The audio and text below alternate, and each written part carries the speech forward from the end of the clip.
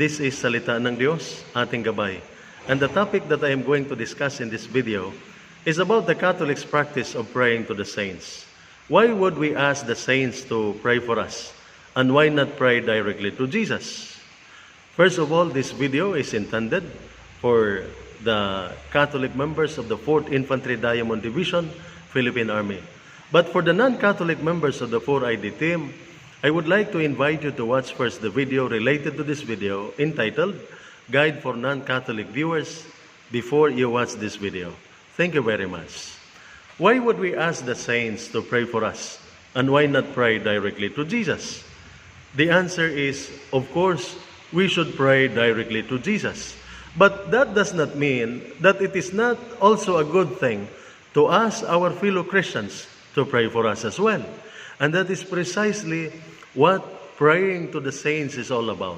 When we say that we pray to the saints, we are simply asking them to pray for us. We are asking them to intercede on our behalf. And you know, ultimately, the go directly to Jesus objection boomerangs back on the one who makes it. Why would we ask any Christian in heaven or on earth to pray for us when we can go to Jesus directly? But if the mere fact that we can go straight to Jesus prove that we should ask no Christian in heaven to pray for us, that should also prove that we should ask no Christian on earth to pray for us. But asking our fellow Christians to pray for us and to pray for one another is simply part of what Christians do. St. Paul, for instance, he himself strongly encourages the Christian communities to intercede for one another. In the first letter of Paul to Timothy, chapter 2, verses 1 to 4, for instance, St. Paul says, "First of all, then, I ask that petitions, supplication, prayers, and thanksgiving be offered for everyone, for kings and those in authority. And this is something good and pleasing in the sight of God." St. Paul also directly asked people to pray for him. In the letter of Paul to the Romans, chapter 15, verses 30 to 32, in his letter to the Ephesians, chapter 6, verse 18 to 20, in his letter to the Colossians, chapter 4, verse 3, in his first letter to the Thessalonians, chapter 5, verse 25, in his second letter to the Thessalonians, chapter 3, verse 1, in all of those verses, St. Paul was asking people, he was asking the Christian communities to pray for him. St. Paul also assured the Christian communities that he was praying for them. That is in the second letter of Paul to the Thessalonians, chapter 1, verse 11, for instance. And our Lord Jesus Christ, above all, required us to pray for one another. In the Gospel of Matthew, chapter 5, verse 44, Jesus required us to pray not only those people who ask us to do so, but even those people who hate us, our enemies. Jesus required us to pray for them. Since the practice of asking other people, our fellow Christians, to pray for us and praying one another is so highly recommended in the sacred scripture, it cannot be regarded as superfluous on the ground that one can go directly to Jesus. The sacred scripture, the New Testament in particular, would not recommend it if there were no benefits coming from it. And one such benefit is that the faith and devotion of the saints can support our own weakness and can supply what is lacking in our own faith and devotion. And our Lord Jesus Christ regularly supplied for one person based on another. In the Gospel of Matthew, chapter 8, verse 3, for instance, a centurion came to him and asked him to heal his servant. And Jesus cured the servant of the centurion, not because of the faith of the servant, but because of the centurion's faith. Jesus, in the Gospel of Matthew, chapter 15, verse 28, also cured the daughter of the Canaanite woman, not because of the faith of that daughter, but because of the faith of her mother, the Canaanite woman. In the Gospel of Luke chapter 6, verses 17 to 22, there were 4 people who were carrying a paralyzed man to Jesus.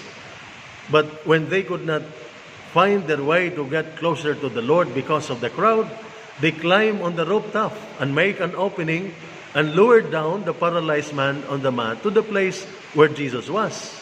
And Jesus cured the paralyzed man not because of the faith of the paralyzed man, but because of the faith of those people who carried him to Jesus.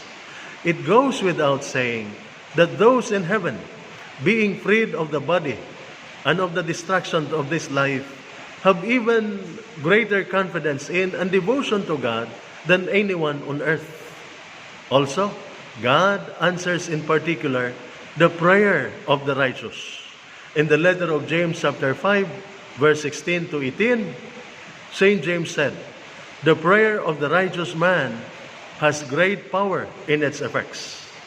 Elijah was a man of like nature with ourselves, but when he prayed fervently that it might not rain, for 3 years and 6 months, it did not rain on the earth.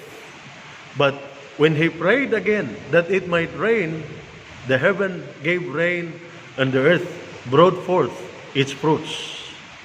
Yet, those in heaven are more righteous than anyone on earth.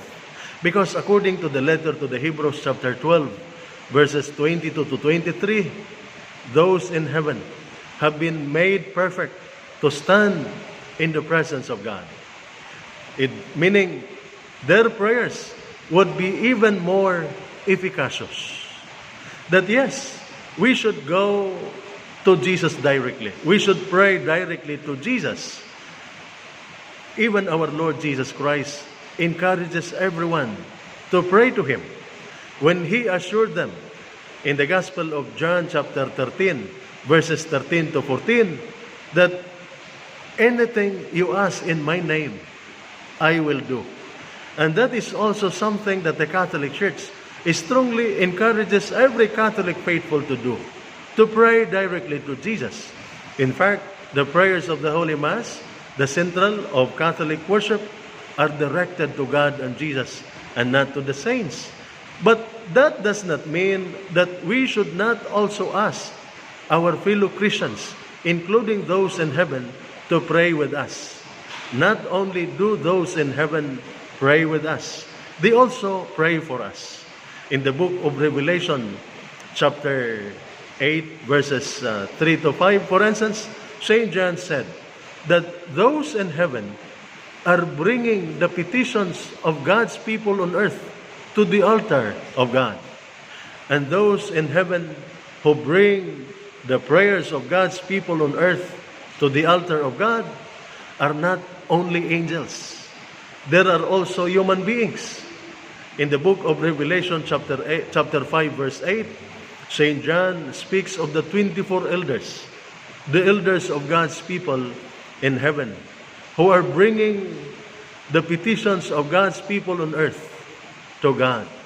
The saints, therefore, can help us through their prayers. They help us bring our prayers and petitions to God our Father. And their prayers, according to St. James, chapter 5, verse 16, have great power in their effects.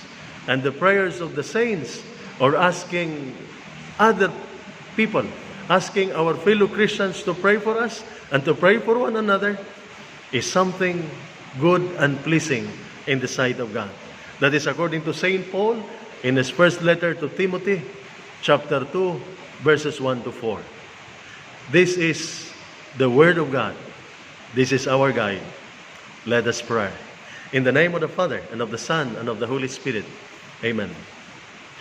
Almighty and most loving Father, we humbly ask you to grant all of us, especially those who will be able to watch this video, the officers, personnel, civilian human resource, and the families of the 4th Infantry Diamond Division Philippine Army, all the blessings that we need in order for us to fulfill our mission. This we humbly pray with all the saints and angels in heaven through Christ our Lord. And may the Almighty God bless you and your family, the Father, the Son, and the Holy Spirit. Amen. Please take part in spreading the good news by subscribing and sharing this video. Thank you very much.